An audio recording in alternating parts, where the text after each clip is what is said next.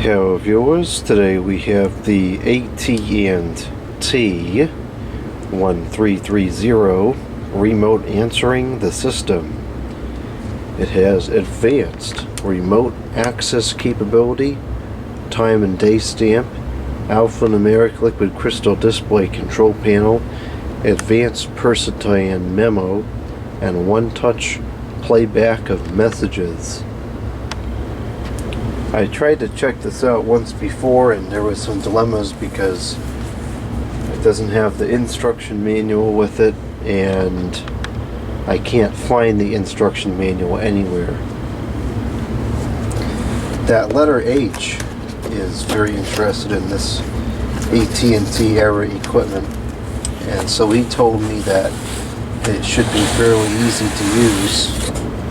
And he also sent over a cassetti, which I can use with it, which appears to be a sermon based off of the book of Acts, which is kind of ironic because the other cassetti I have is also a sermon. I really should just digitan that tape and then reuse it for something else. But anyways, let's get this thing out of the box.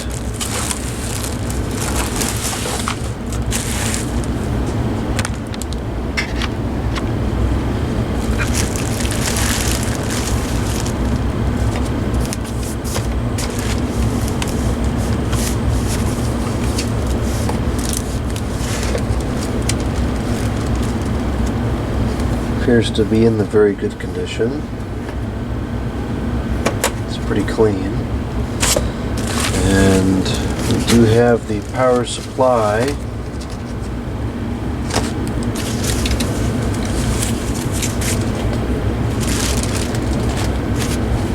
Keep all that packaging. I'll put it back in there later.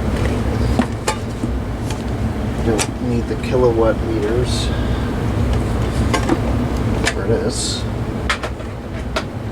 And of course, now that I'm sitting here taking them out, I'm going to get people, oh, how much power did the entry machine draw? I don't know. What? What kind of a weirdo power adapter is this? I mean, I guess it makes sense because you plug it in and then the cord, would go up, because usually the outlets are below a table. But that's really odd. I've never seen that before. This is the caution adapter for indoor use only. AC to AC, here we go again. Power supply for the models 1330 and 1530. It outputs the AC, the 12, the volts, the 1500, the milliamps. And it is a plugging in class 2 transformer for use with a telephone answering machine. Made in Hong Kong. I don't know what. Well, wait, when A0189 is, I don't know, could this possibly go back to 1989? I don't know. That seems a bit old to me. I would think this is probably a 90s product. Well, actually, this says 1988, so maybe this is from the 1989. Of course, 1989 is very similar to 1990. It's not that much of a difference. Alright, so we'll say this is probably a late 80s product. This is all sorts of screwed up here. What in the world? This makes me kind of nervous to bend these back because I've had these break before. Alright, this should be okay.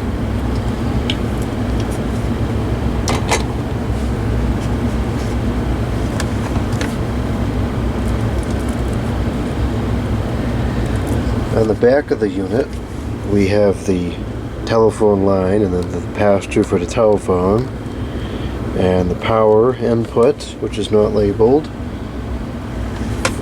and there's the informations on the bottom.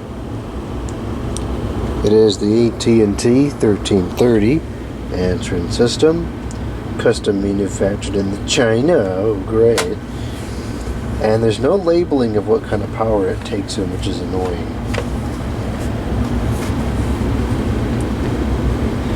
It's a pretty nice looking machine, very clean design. It's got the looks like it could be a maple accent there. Alright, let's plug this thing in and Plug in the telephone line.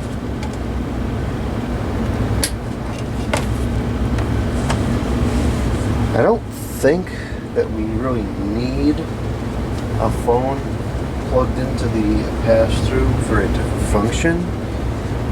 It may be useful though, as far as knowing when it's getting full is concerned. So maybe I'll just hook up this telephone next to it for now.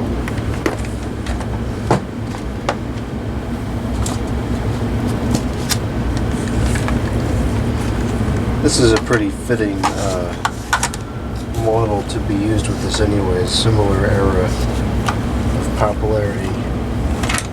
The cord is a bit too short though. This is less than ideal, but that's often a story of life, you may do. Okay, so power on. I'll zoom this in and try to show that liquid crystal display as best as possible. I don't have the cassette in yet, so we may get some kind of an error.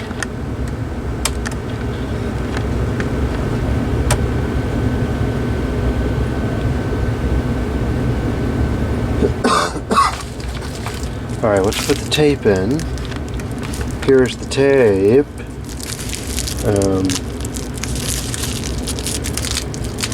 Oh, what? This is all sticky?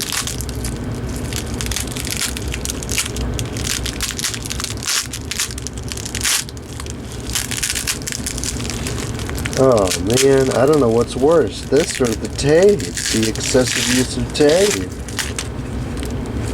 What a ridiculous piece of bubble paper. Okay, so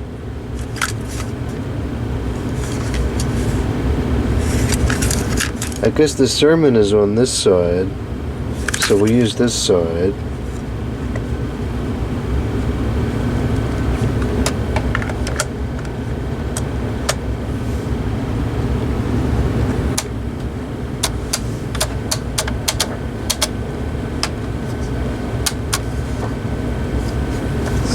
Supposed to be, there we go. So it takes a 9-volt battery. Okay, so we are just waiting. Wait. It's like a computer. Hurry up and wait.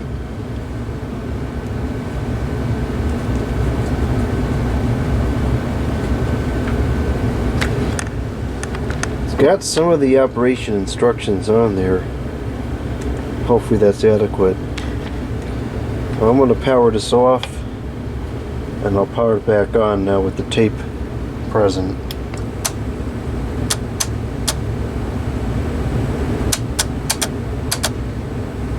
Seems to be having some kind of a malfunction.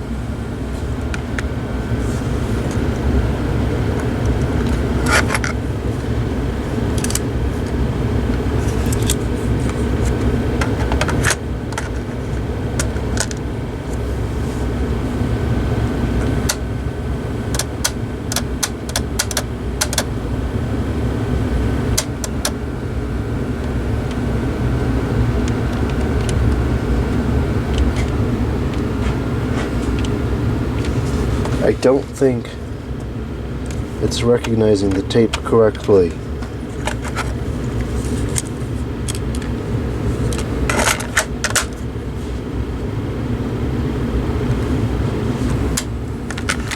We get some movement in there, but it's not anything that's useful.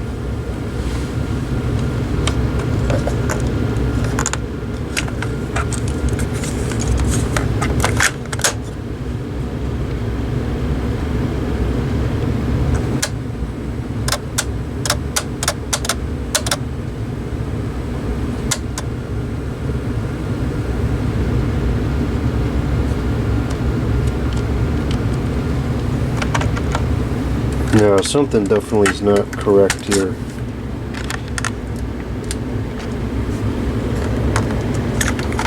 Let me try another tape just to make sure it's not the tape.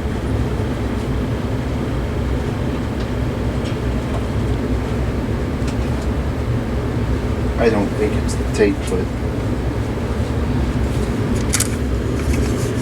let's see.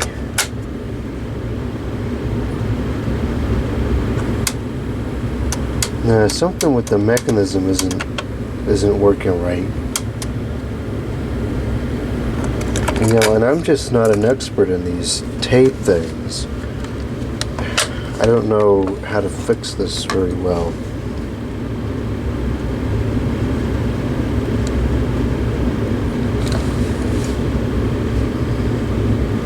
Well, let me see if I can fiddle around with this and get it to work.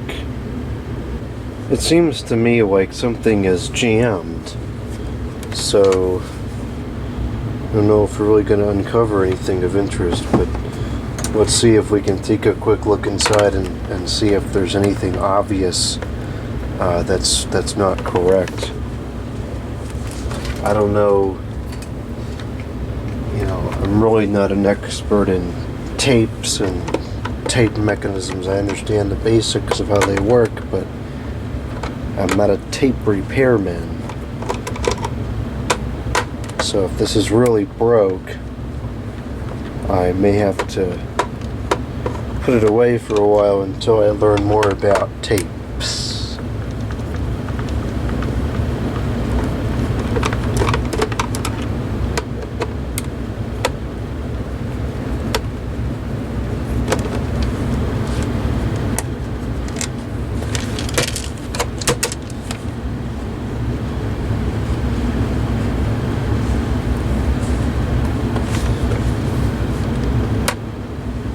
At least it looks like it's going to come apart fairly easily.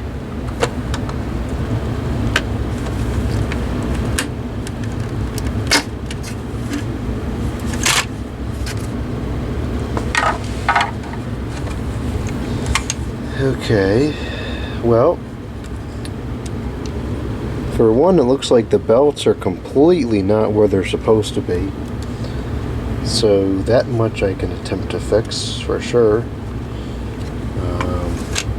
I'm not sure how easily this board is going to come off of here because it looks like we got some weird stuff going on.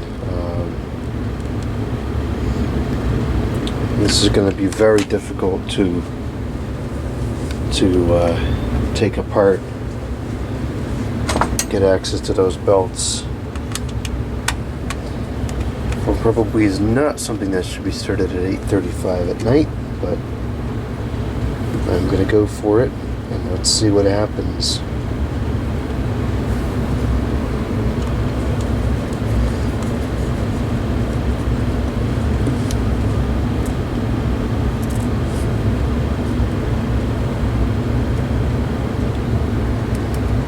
One thing that's nice about there's many things nice about these older circuit boards, but this one is nice that you could actually see all the traces individually, and so if anything does go wrong in here, you can fix it. The stuff today is just, you can't. It's impossible. The stuff's too small. Okay, so now we have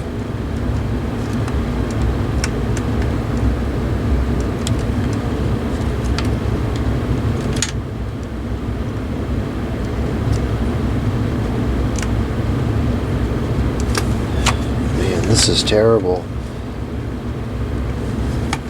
How in the world did they must have done the soldering afterwards. Well, we have, it's not even the issue.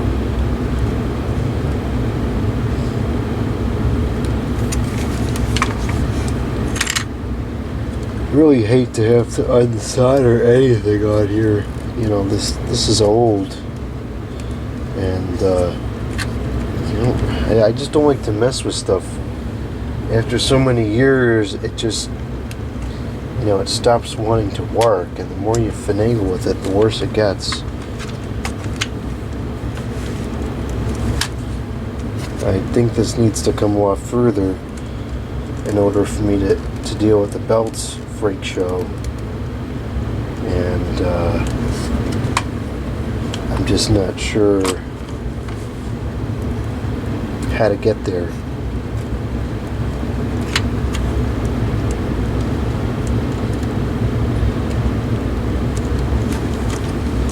Looks like potentially there's only 2 screws on this other board here, but even then I can't at all get to those screws. I don't have enough movement here.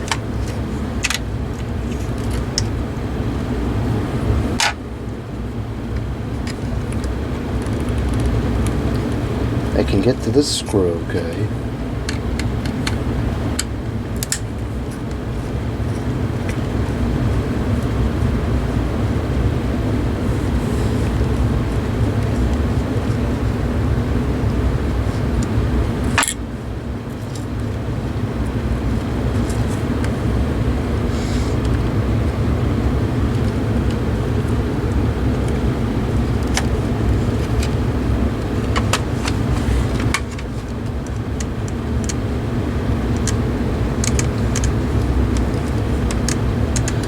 But I can't push this down quite enough.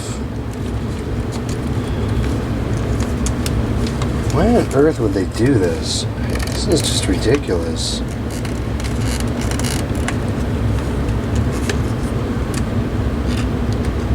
There's just wires all over the place in here, coming from every which way, with seemingly no rhyme or reason. What a stupid, moronic design.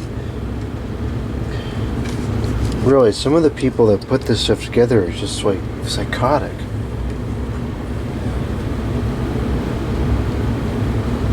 So the belt, yeah, the belt is shot. It stretches too much, and most likely it fell off as something relating to that mechanism that was trying to operate before. I can see it probably goes on this. Probably goes on this wheel, and then maybe goes to this motor here, and perhaps that's why nothing was operating. So the smaller belt looks like it's working fine still. So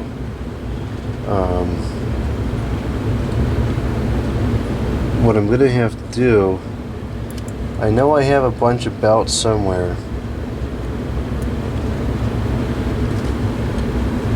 Let me see if I can just put this back on. Can we get through the video like that or not? Nah, it's gonna be too loose. Okay, so I gotta find where my belts are. I know I have a bunch of them somewhere. Just gotta find them. So let me do some searching and see what I can come up with. I had ordered a whole bag of them, but I can't find them. I don't know where they are. It's very frustrating. Soon this problem will go away. Soon everything will have a place. It'll be in its place, and I won't have this problem anymore. But for now, because I can't find it, I'm going to do the forbidden, and I'm going to use a rubber band. I don't want to hear nothing about it in a comment box, because I know it's not correct. I will order more, and I will fix it correctly eventually, but just so that we can get through the video and see the equipment operate, I'm putting a rubber band, and that's too bad.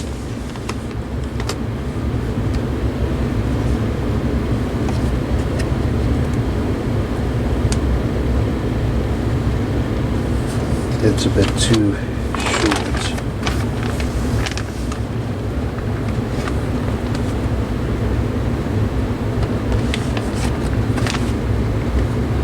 I'm not sure if this one will stay on the thing or not. I really wish I knew where those were, because I'm going to have to do this twice.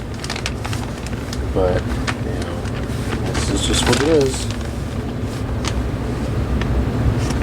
Now this one is not very stretchable. This is the right size. It's not really.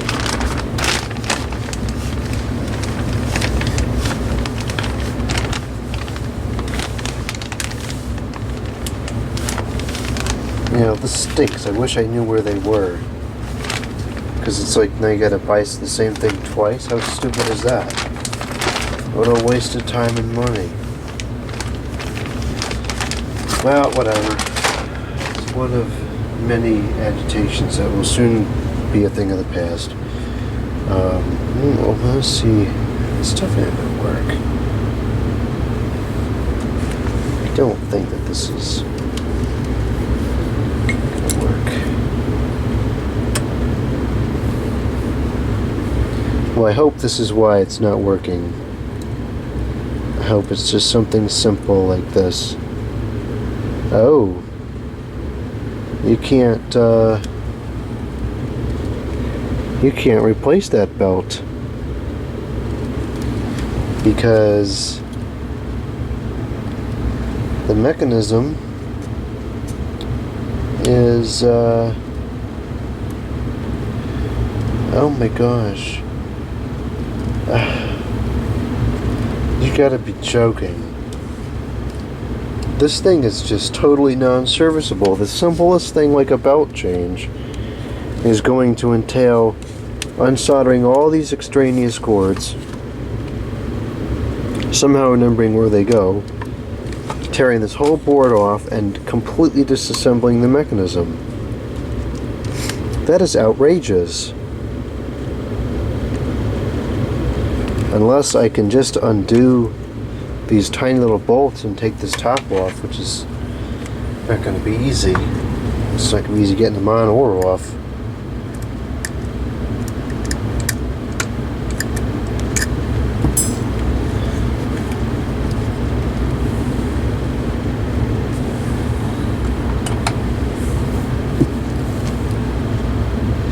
Yeah, I really want to like this AT&T stuff because it's cool, but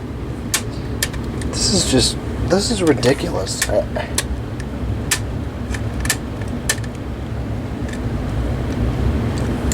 don't know how to get these nuts off. I don't have I've never even seen in my entire life a wrench anywhere near that size.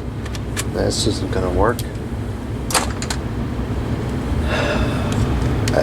Why? Just why? Why in the world? Why such a stupid design? Why make parts that you know are eventually going to go bad impossible to change out? Just why?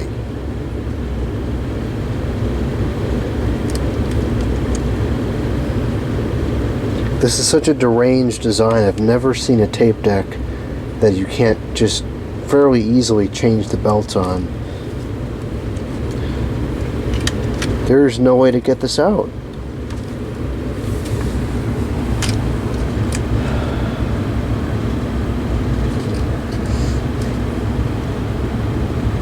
I can't believe that. That is absolutely ridiculous. This isn't even worth touching until I have a new belt. Because if I really have to go through all that, I'm only doing it once. Well, I can't believe that this is designed this way. What a stupid design.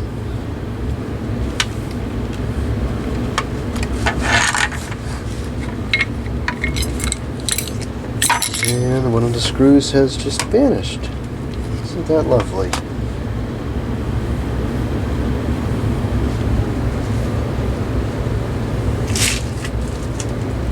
I didn't hear nothing fall. Where did it go?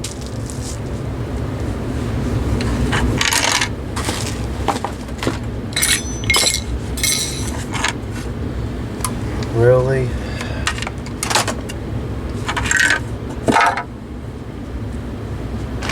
Well, this is a disaster. Okay, well, now I'm going to have to tear the whole place apart looking for that screw, which I have no idea where it is because I didn't hear it fall and it doesn't appear like it's anywhere obvious.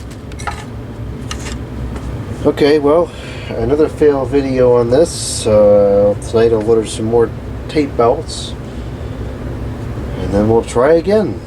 Okay, we're not missing any screws. This screw goes down this board, which I guess there is no reason to take that out because I never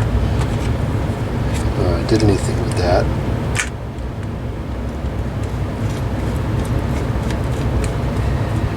the other two screws with those washers